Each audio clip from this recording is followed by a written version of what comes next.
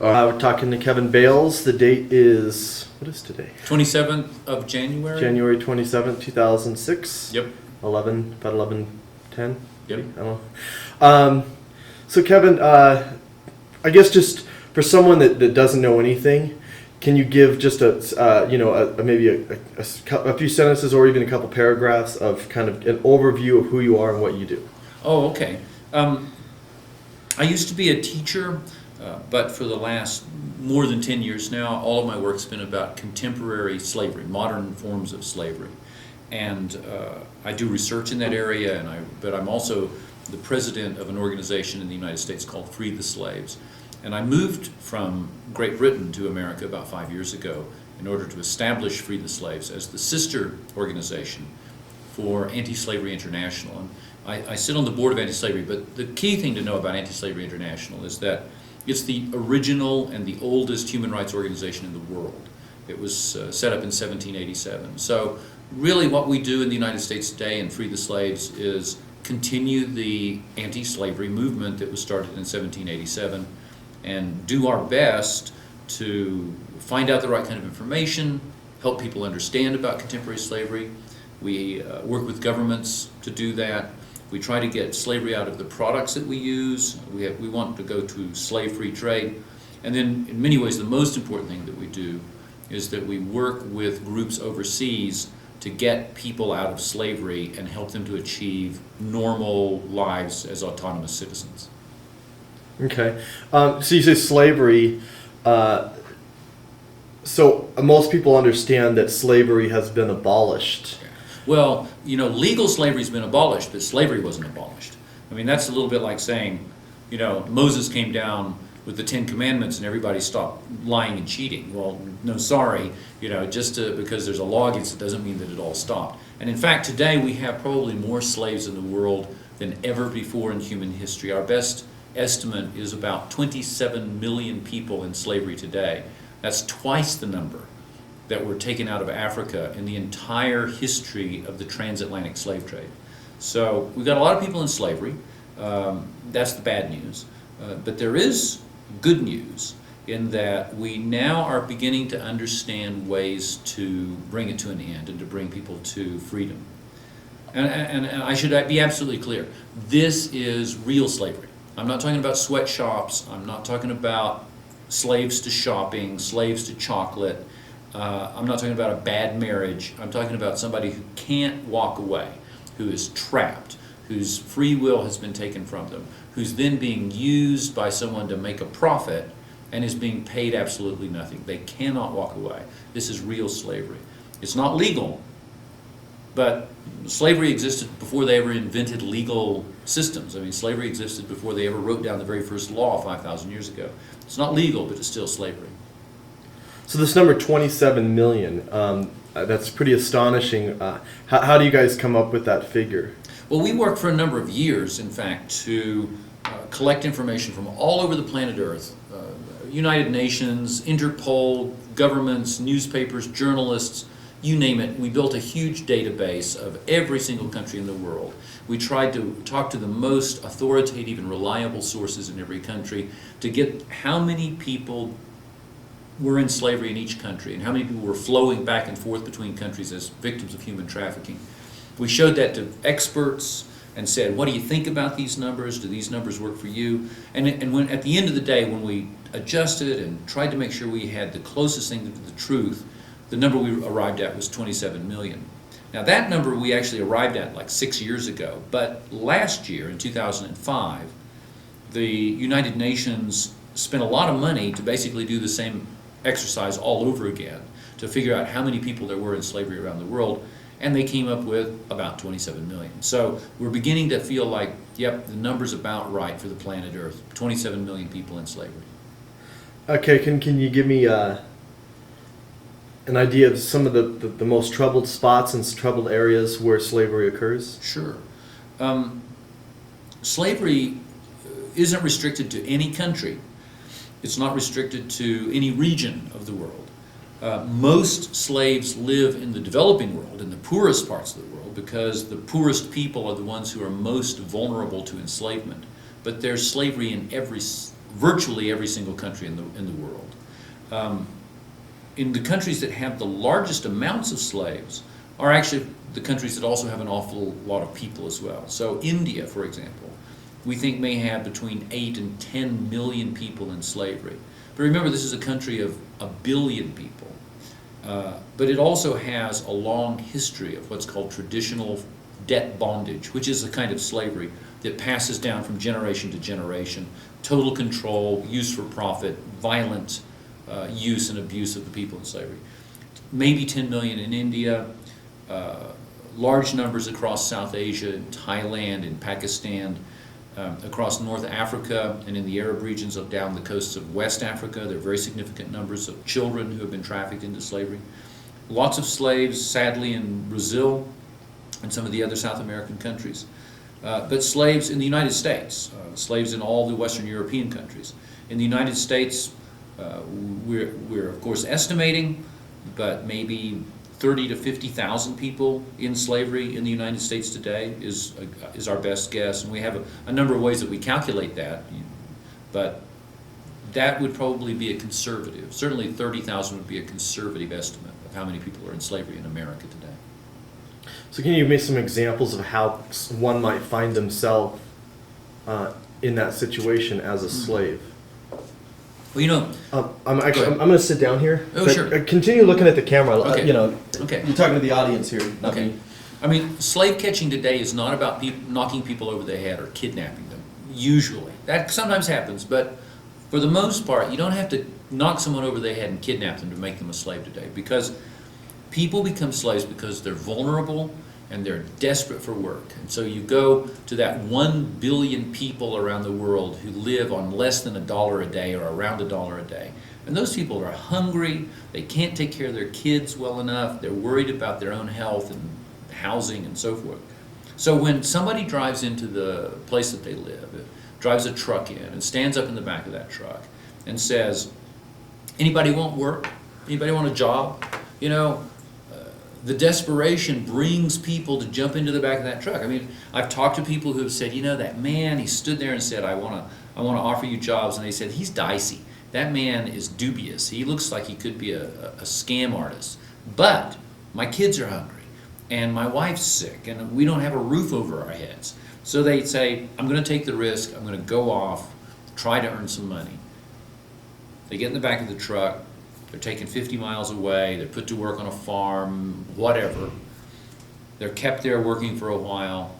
About the time that the person realizes, hey, we're not getting paid, and in fact these working conditions are much worse than we were told, about the time they say, I think I'm going to leave, this is crazy, that's the time when the guns come out. And the people say, well, actually you're not leaving, and you're not getting paid, and you work here, and you belong to us, and if you try to leave, we kill you. So people walk into slavery today, for the most part. They walk into slavery because they're desperate and because of trickery of people who can take them into slavery. That's the way a lot of people come to slavery today. A lot of people, though, as well in the world are born into slavery. In countries like Mauritania or in the Sudan, in India and Pakistan, have millions of people who were slaves from the minute they were born, as were their parents, as were their grandparents, as were their great-grandparents. And, of course, the big question for us is, are we going to let their kids be slaves? So what is some of the products, or whether it's the products that they're making, or, well, actually we'll go into the sexual slavery a little bit later, but particularly as far as the economics is concerned, can we go into some of the products that are being made, and then following that, some of the corporations that produce those products, and what is their response? Yeah. Sadly, the slavery that occurs in the developing world touches every one of us, because raw materials and commodities and some individual products flow from the hands of slaves into our lives and into our homes. Everything from tea and chocolate, cocoa, sugar, coffee, cotton. You know, the shirt that I've got on Probably has threads of slave cotton woven through it, just like the shirt that you're wearing right now, as well as some finished goods, jewelry and fireworks and rugs and bangles and sandals. I mean, there's all kinds of stuff being made by slaves around the world that are flowing into our homes, into our economies. That said, I got to tell you, it's also a little tricky because we, as consumers, as Western consumers, want to be able to say, oh, that's a bad company. These guys in this big company, they're bad. I want to nail these guys and make a boycott. But that doesn't work for slavery. And the reason why it doesn't work is because slave owners, slave holders around the world are not in the majority. There's no country in the world like America in the 1850s where everybody who makes cotton has slaves. Indeed, slave owners around the world today are just a tiny, tiny fraction of local economies, a tiny fraction of national economies. And we have to be really careful whenever we talk about boycotts that if we stop buying chocolate or we stop buying cotton or whatever, that in an attempt to hurt the slaveholder, we don't actually cause terrible harm to the 99 other families in that area who don't use slaves, who are just farm families who need to be able to make a living. We have to look very carefully about that. That's not to say that companies don't need to do a better job about this. You can make the argument, if you run a business, that anything that happens in a foreign country is not your business. You can say, you know, I'm selling stuff in the United States, and you know, if the country of Ghana or the country of the Ivory Coast or the country of India can't enforce their own laws against slavery, that's not my problem. My problem is to buy the cheapest goods that I can get and sell them at the right price for my buyers here in the United States. But of course, that's a legal dodge, and it avoids the moral responsibility that all of us have to say, we don't want to live in a world with slavery. We don't want to have slavery touching our lives. And what we have to ask of corporations and businesses is that they think through, where do their products come from? Who might be abused to make the raw materials that flow into their products? And what they can do, not to be policemen, not to be foreign governments, but to be responsible members of a global community and say, what can we do to try to safeguard the people who actually make the products that use them commodities that we end up selling to our customers? How can we actually fulfill our moral responsibility not to dirty our hands with slave-made goods as we pass them on to consumers who may not even understand that they're buying slavery? Now that can be done.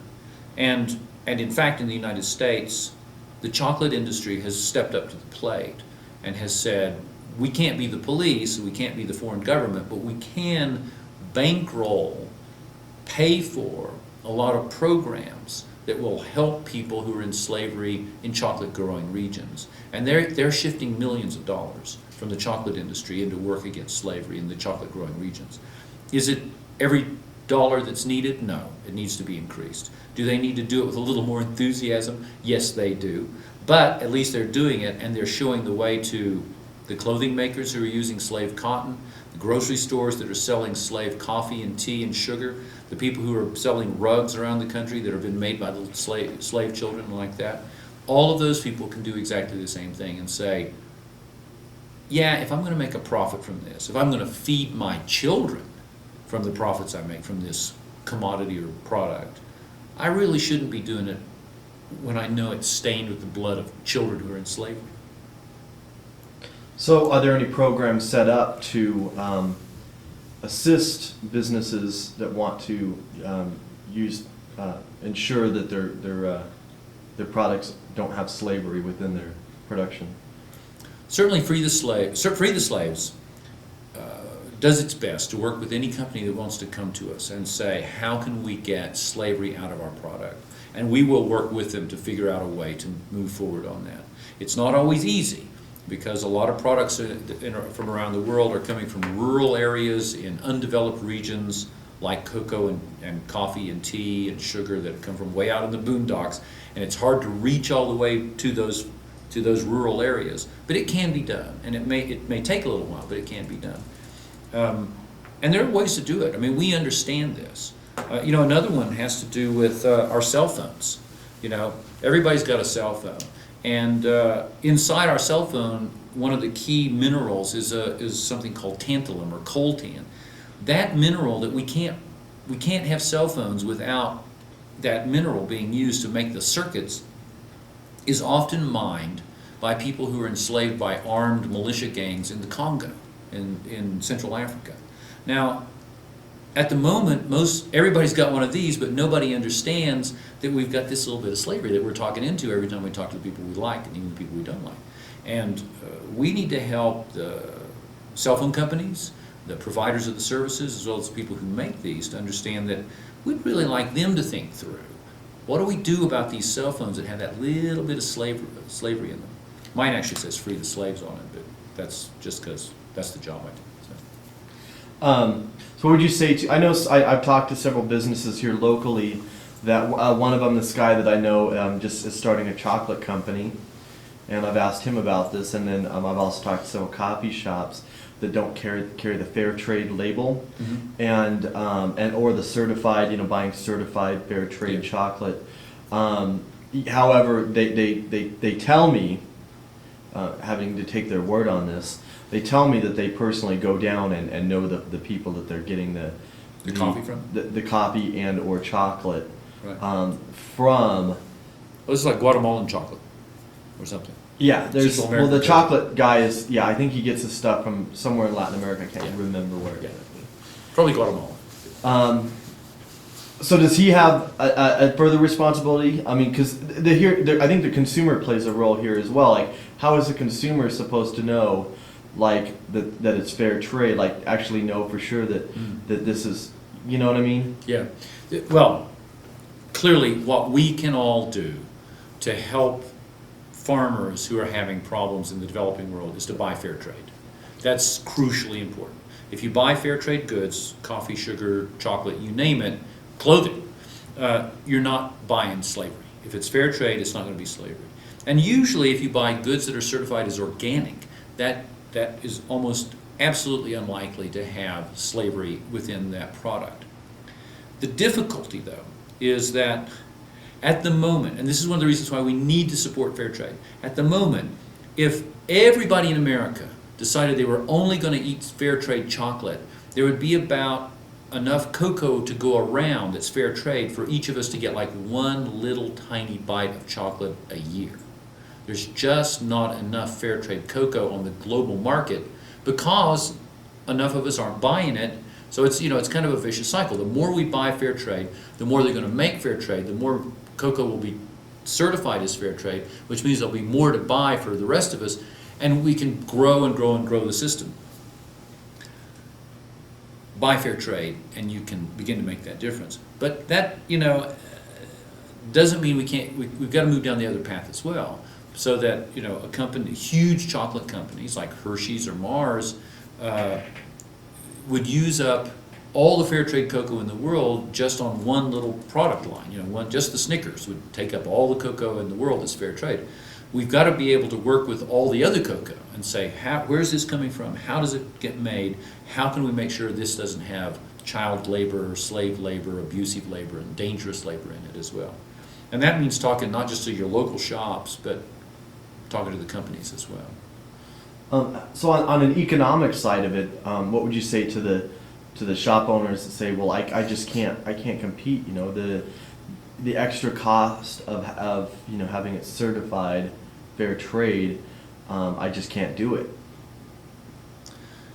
Well, that's a tough, because I can't compete with the people that are buying. Obviously the slave-made chocolate is, you're probably going to get a little bit better deal on it. Well, you might do. You may or may not. I mean, the reality is that slave-made cocoa is no cheaper than normal cocoa, because slave-made cocoa is only a tiny fraction of the world's cocoa supply, and it gets blended into the world's cocoa supply. So you don't know when you're buying a ton of cocoa on the New York cocoa market whether you've got how much slavery is in it. A little bit, a lot, none at all. You just don't know. It all operates to the global market that sets the global price for cocoa. Now, in fact, that's one of the reasons why it's so profitable to be a slaveholder around the world and grow cocoa or cotton or whatever, because the slaveholder the slave farmer, slave-using farmer, gets the market price.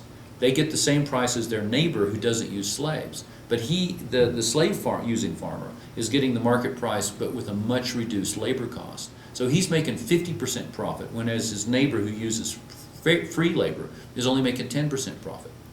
But see, that also takes you back to another kind of challenge, which is that if you boycott that cocoa or that cotton or that coffee, the person you hurt most is the person who uses free labor, because they've only made 10% profit. They don't have as much money in the bank. They don't have as much resource to fall back on.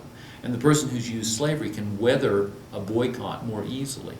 I know it's a challenge. It's a tricky one, because I don't want to use slavery in my life. I don't want to have slave-made goods in my life. And my knee-jerk reaction is to say, well, let's boycott them. Let's just get them the hell out of here. But in fact, if you do that, it can rebound and hurt poor, honest, free labor all over the developing world. And sometimes, economic boycotts in the North, we forget how powerful those can be in the South, and how whole governments have collapsed, whole regions have descended into civil war as a result of the disruption to economies that aren't dependent on a whole range of products, but are highly dependent on a single commodity like sugar or a single commodity like cotton. That if that's stopped, the whole place goes down the toilet. Now, I want to stop slavery, but I don't want to do it by throwing honest families into the street and letting them starve. I mean, that's not the way to go about it. It's harder. It's harder for that reason, and it's harder then for the person who's trying to run a business in the United States to say, well, I've got to compete with people who don't care about this stuff, and to them I have to say, I understand that problem, and that's all about customer education. I mean, people don't want to buy slavery. They want to buy decent stuff. And if they can afford it, they will. And for most of these differences, you know, the between certified organic, certified free trade, fair trade, the difference is only 2 or 3%. I think all of us could trim a little bit from your budget here to make up the difference there, to make sure we buy fair trade. And that's from a consumer end, you know, convincing consumers that they're willing to pay extra. Although I know, like, Starbucks carries fair trade coffee. You know, it's in the back with a bunch of dust on it. Yeah. But you know, they probably spend more money on their little brochures that they put out about fair trade coffee than they actually do on the coffee itself. Yeah. Of course, I have a suspicion that not too many people are going into Starbucks saying, "Oh yeah, can I get the fair trade coffee?" Which I think is a problem. Yeah. In some ways, in America, you know, Starbucks may have just done some window dressing in terms of putting up fair trade coffee, but at least they've got fair trade coffee, so let's give them that. To my mind, the more serious offender is Walmart, because in the world of slavery and forced labor, the big question mark, one of the big question marks, has to do with exactly how many slaves are being held by the government of China. Now, I know that sounds odd to say the government of China is holding slaves, but in China, if you cross somebody, if you've got the wrong attitude, if you want to belong to the wrong religion, if you talk up in the wrong situation, if you put a little button on one day that says, "I like freedom," you can be arrested and sent to prison for 20 years. No due process, no trial, no chance to defend yourself, no habeas corpus. You're in the joint, and you're in the joint for 20 years, except Chinese government prisons are not prisons like they used to be. They're factories. They're factories that make toasters and lamps and toys and lawnmowers and you name it. And those goods are sold directly to the export to the United States. Now, why do I point at Walmart? I point at Walmart because Walmart is the only American company that doesn't buy from wholesalers in China or Hong Kong who actually have direct contracts with prison factories in China.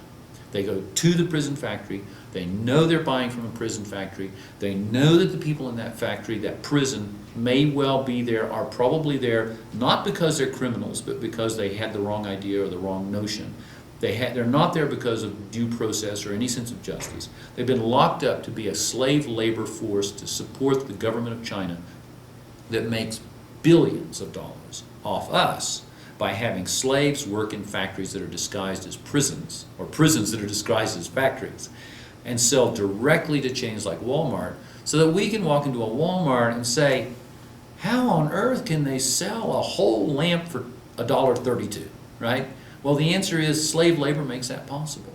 And, you know, until we face up to the fact that our biggest retailer is in fact in violation of the Smoot-Hawley tariff laws, in violation of the federal laws that say no slave-made goods, no prison-made goods are allowed to be imported into the United States. That law's been on the books since the 1930s. And we enforce that law. Well, we're just going to keep swimming in a sea of cheap products, cheap because slave labor was used to make them. So I assume you've heard the term Lao Guy. Oh yeah. Labor reform. Yeah. It's a topic that I don't know a lot about, but there's a guy named Harry Wu. Sure. That has spoken a lot about that. So let me just step back a little bit. Then let me. Can you tell me a little bit about personally why did you get involved with this? What was it? What was the spark that made you decide to devote your life to this topic? Well, there was a spark, but I don't know if it made me decide to devote my life at that moment. I had worked in human rights before. Before I left the United States for about 20 years. But before I left the United States, I worked in anti-death penalty work, and I worked in prisons down in Alabama and Mississippi and places like that. Then I was an academic. And then one day I picked up a leaflet from Anti-Slavery International, and it said, there's millions of people in slavery in the world today. And I thought, what? This was in the 90s, 1990s, and I thought, that can't be right. What? I mean, how come I don't know about that? I'm supposed to be a human rights guy. I'm supposed to know about this. I didn't know. I'm reading this leaflet and I'm thinking, this is crazy. Slaves all over the place. And it really got my curiosity going. I was thinking, I need to dig into this. If there's really a lot of slavery, I need to find out. And the more I dug, the more I discovered nobody seems to know.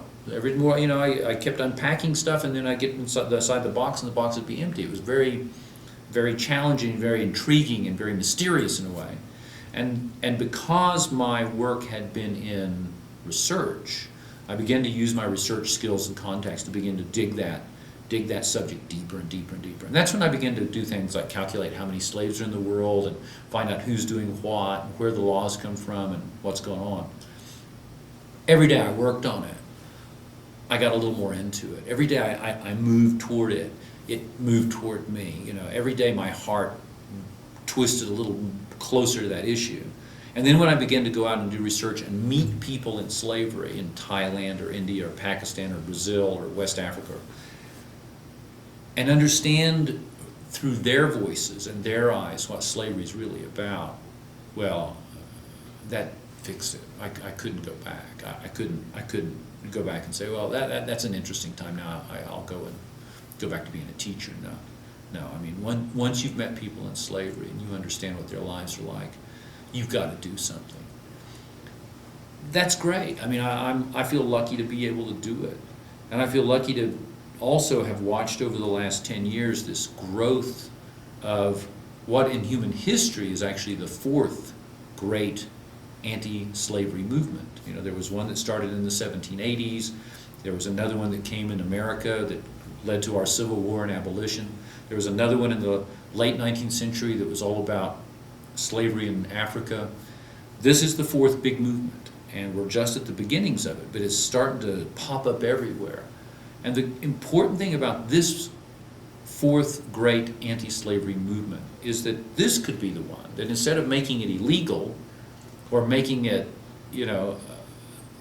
within a system of intergovernmental control, could be the movement that brings it actually to an end. They could say, we're going to find everybody in slavery, and we're going to find a way to bring them out of slavery and into productive, autonomous lives and freedom. That can happen. It's not even that expensive.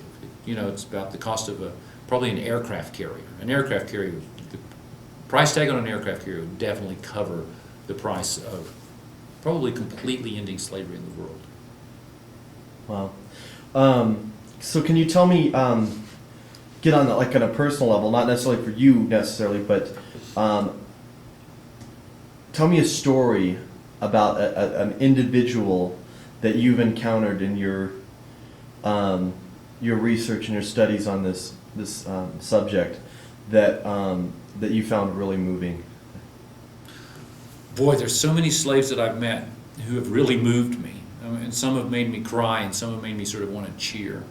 Let me tell you about Ramphal. Ramphal is a slightly funny name, I appreciate, but it's a name in India.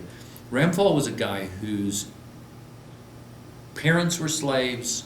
He was a slave, his parents were slaves, his grandparents were slaves, his great-grandparents were slaves. And before that, he doesn't know. He assumes they were all slaves. He was working in a quarry in India. Started work at like age 3, 4, because his parents were slaves. Literally just breaking rocks with hammers, hauling sand in bags on his back as a 3 and 4-year-old, making sand from rocks with a hammer. I mean, only with slave labor could you make something as ubiquitous as sand by hand, by smashing rocks. But Ramphal was a guy who told me that, before he learned about that freedom was actually possible, because his parents and grandparents were slaves. He lived in a village where everybody was a slave. The slaveholders kept them isolated. This was in Uttar Pradesh in India. And he said, before I found out, I thought that was the world. I thought, yeah, of course, if I want to walk or talk or be with someone or leave my house or go back into my house or go to get some water, I have to ask permission. He had no idea about what freedom was about. It's hard for us who grew up in freedom to understand what it means to have no idea of freedom. No idea of freedom. He lived in a world where there was no freedom. And he just assumed that was the world for most people.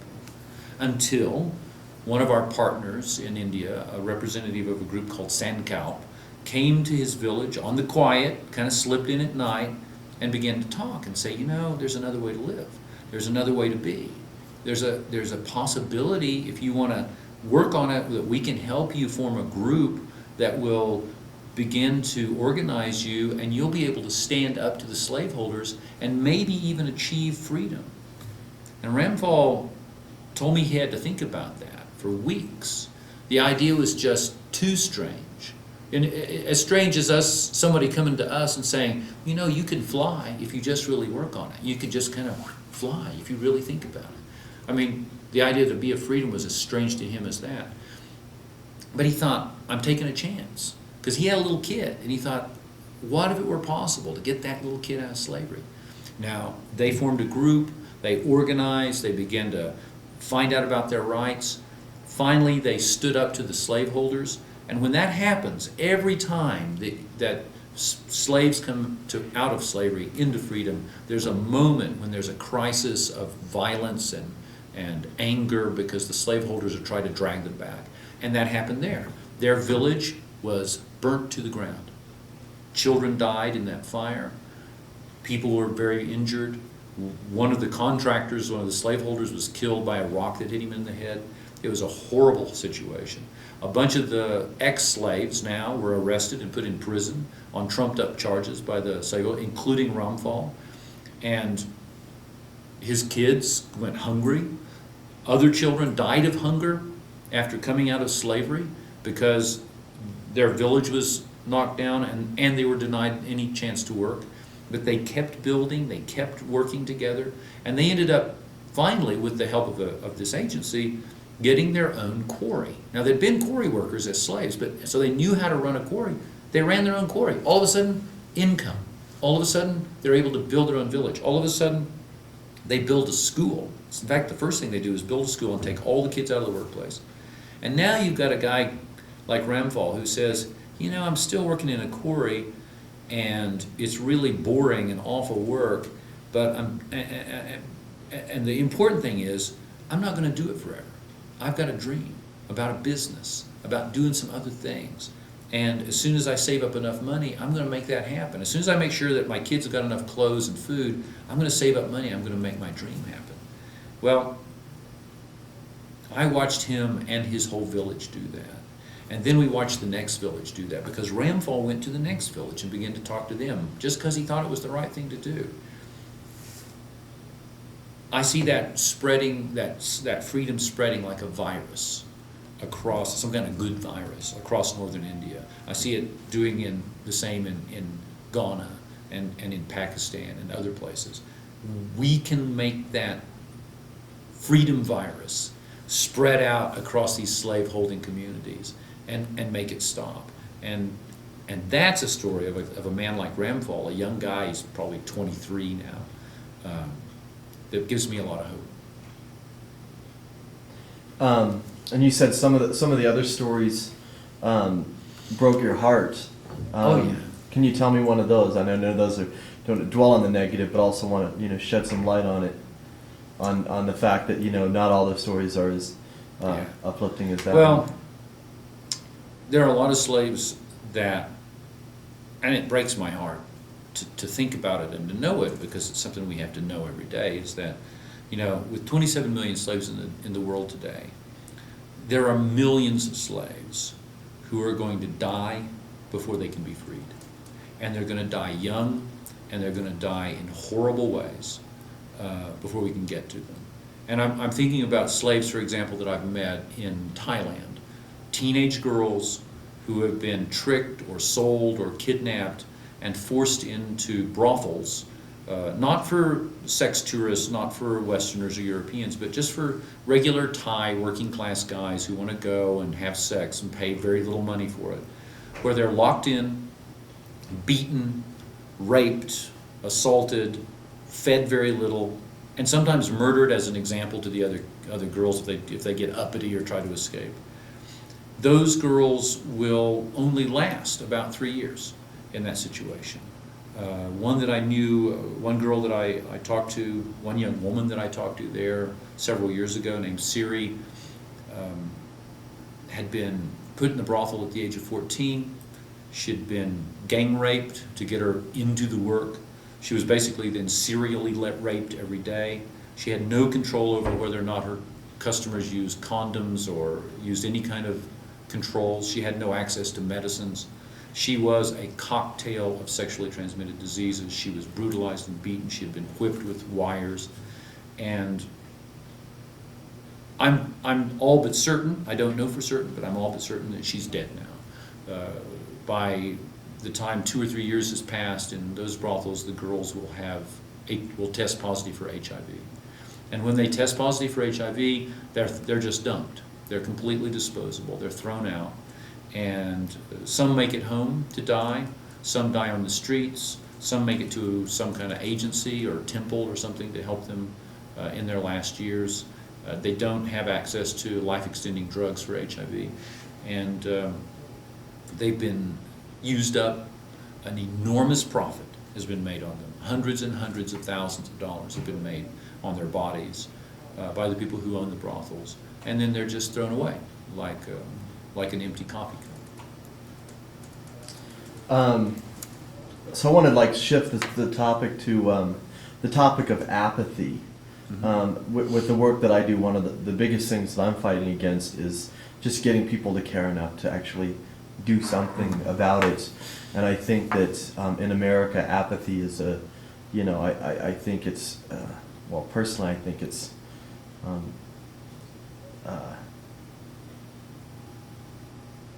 there's no excuse for it, considering all that we have in this country. For very little effort. In other countries, people fight for human rights and actually risk their lives. Where in this country, you can speak out and you can do a lot of things without any bodily harm coming to you. Sure. What are your thoughts on that? And as far as people say, I just can't deal with thinking about this stuff, and just all sorts of different things. What can I do about it? Who am I? There's just a whole slew of things that people say when you Excuses, confront them with this sort of reality. It's not hard to kind of back away from big ugly problems. There's a lot of big ugly problems, and one of the wonderful things about the fact that we've got television and the web and all that kind of stuff is that we can know what's going on around the world. But one of the tough things about it is it also tells us about so many problems that it's kind of overwhelming about which one do you start with. But I got to tell you that I don't think there is any violation of human dignity more obvious, more simple, and more profound, and also more fixable than modern slavery. And, you know, I appreciate that we all have distractions, and there's a lot of things that we can't deal with, but we don't have to deal with it in a huge way. The reality is that if we all, I did a calculation a couple of months ago about how much money do we need to bring most of the people out of slavery, and it came out to about $900-something million. Now that's a hell of a lot of money, except it's $2.86 per American citizen. $2.86. It's a tenth of what the city of Boston spent to put the tunnel they just put under their river so their highways would go a little faster, right? It's nothing compared to what Denver's going to spend on its bond issue to pay for the new art museum, right? It's a drop in the ocean, and we don't have to do a lot. That's you know, people do a lot, but we don't have to do a lot if everybody does just a little bit. If we say there's a few things I can stand, and then there's a few things that I can't stand, and one of the things I can't stand is to live in a world with slavery. I don't want to live in a world with slavery. I don't want to live in a world with slavery. And if once we make that decision, I don't want to live in a world with slavery, then we can say, I can't sell my house and give all the money, but I could give $10.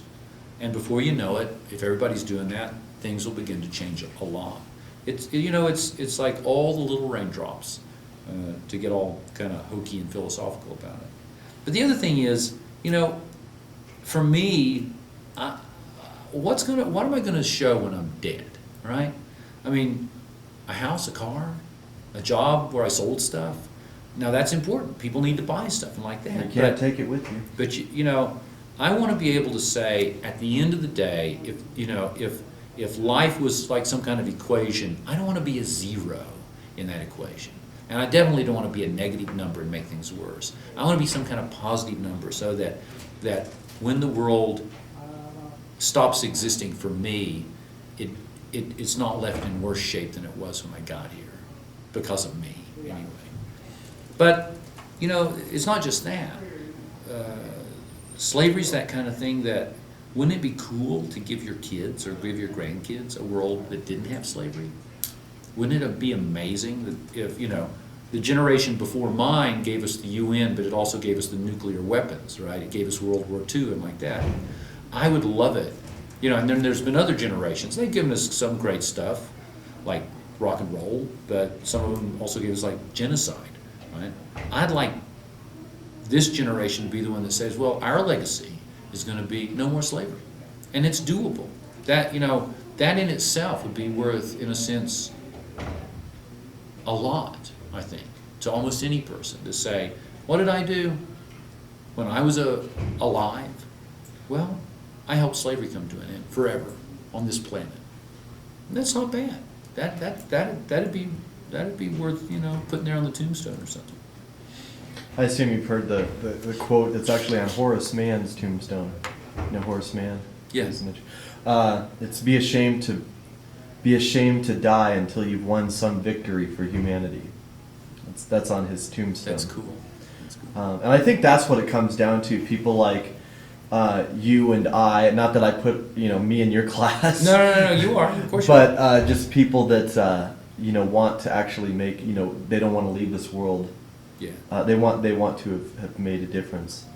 One of the things that I always tell people that feel discouraged about it is, you're not going to win this victory. This is a huge battle. People have been fighting it as long as human beings have been alive.